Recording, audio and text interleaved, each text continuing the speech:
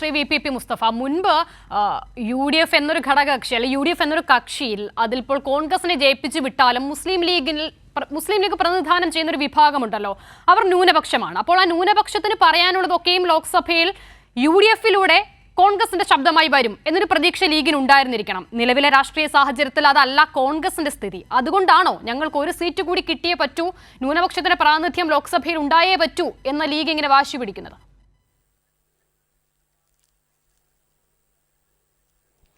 തീർച്ചയായിട്ടും ലീഗ് അങ്ങനെ വളരെ ഗൗരവമായിട്ട് ഈ മൂന്നാം സീറ്റിന് വേണ്ടി അവകാശവാദം ഉന്നയിക്കുന്നത് കേവലം അവരുടെ എന്തെങ്കിലും ആശയപരമായ ഒരു പ്രത്യയശാസ്ത്രത്തിൻ്റെ നിലപാടിൻ്റെ അടിസ്ഥാനത്തിലാണെന്ന് തോന്നുന്നില്ല.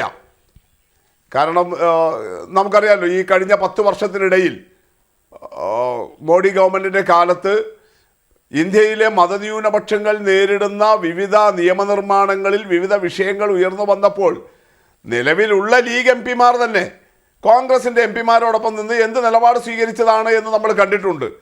അതുകൊണ്ട് ലീഗിന് വേണ്ടി ഒരാൾ കൂടുതൽ വന്നതുകൊണ്ട് ഭാരതത്തിലെ മതന്യൂനപക്ഷങ്ങളുടെ എന്തെങ്കിലും ശബ്ദങ്ങൾ, അവരുടെ എന്തെങ്കിലും പ്രശ്നങ്ങളാകെ ലോക്സഭയിൽ വരും എന്ന അമിതമായൊരു വ്യാമോഹം നമ്മൾ വെച്ച് പുലർത്തരുത്.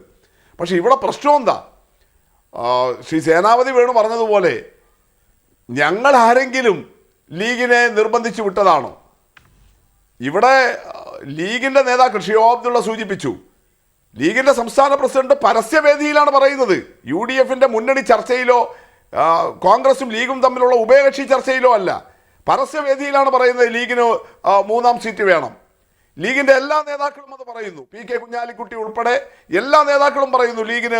എവിടെയാണ് പറയുന്നത്? പൊതുവേദികളിലാണ്, മാധ്യമപ്രവർത്തകരോടാണ് പറയുന്നത്, അവരുടെ പാർട്ടി പൊതുയോഗങ്ങളിലാണ് പറയുന്നത്. ഇത് അംഗീകരിച്ചു കൊടുക്കുകയാണ് കോൺഗ്രസ് നേതാക്കൾ. ലീഗിന് അങ്ങനെ ആവശ്യപ്പെടാൻ അവകാശമുണ്ട്. 3-ാം സീറ്റ് ഇന്നലെ AICCയുടെ ജനറൽ സെക്രട്ടറി KC വേണുഗോപാൽ ഉൾപ്പെടെ ആലപ്പുഴയിൽ പറഞ്ഞല്ലോ, ലീഗ് അങ്ങനെ ആവശ്യപ്പെടുന്നതിൽ എന്താണ് തെറ്റ്? അപ്പം നിങ്ങളിത് പൊതുവേദിയിൽ ചർച്ചയാക്കി വിട്ടു. ലീഗിൻ്റെ 3-ാം സീറ്റ് കോൺഗ്രസും ലീഗും കൂടി അതിൻ്റെ നേതാക്കളാണ് പൊതുസമൂഹത്തിൽ ചർച്ചയാക്കി അവതരിപ്പിച്ചത്.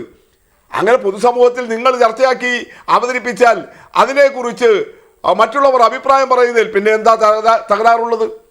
ശ്രേയാംസ് കുമാർ പൊതുവേദിയിൽ പറഞ്ഞിട്ടില്ല,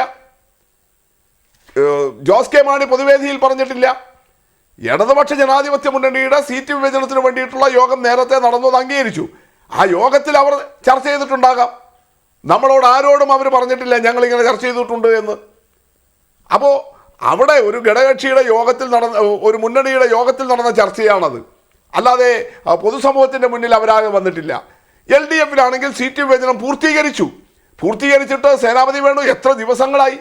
അതിനുശേഷം എന്തെങ്കിലും പൊട്ടലും ചീറ്റലും ഉണ്ടായോ? എന്തെങ്കിലും തരത്തിലുള്ള അവകാശവാദങ്ങളോ പ്രശ്നങ്ങളോ ഉണ്ടായോ? ഇല്ലല്ലോ.